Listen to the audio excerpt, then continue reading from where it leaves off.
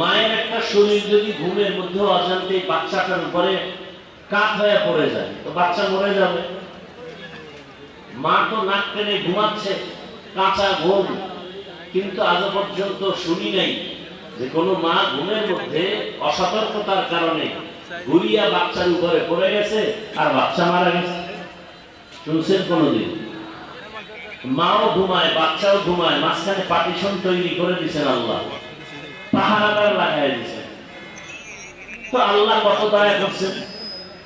আপনি রাতের বেলা ঘুমাবেন, এত পরিমাণ মশা, এসি মশারি বেরিয়েছে, এসি মশারি, এসি মশারি টানে ঘুমায় গেছেন।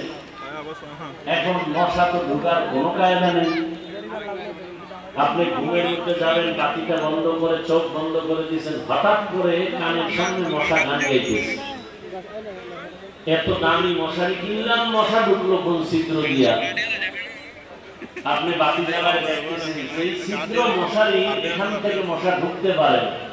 আল্লাহ বলেন তাকায় দেখ, তোর মশারির ছিদ্র থেকে তোর কানের ছিদ্র তো আরো বড়।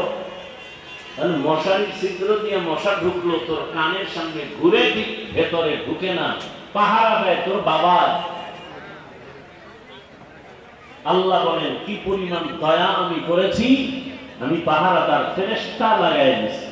তুই আরামে ঘুমাবি, নাকের সামনে কানের সামনে মশা ঘুরবে, ভেতরে ঢুকবে না, ঢুকলেই তো তোর জিন্দেগি বরবাদ।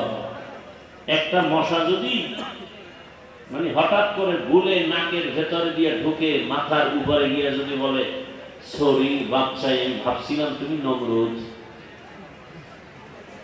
জিন্দেগি বরবাদ।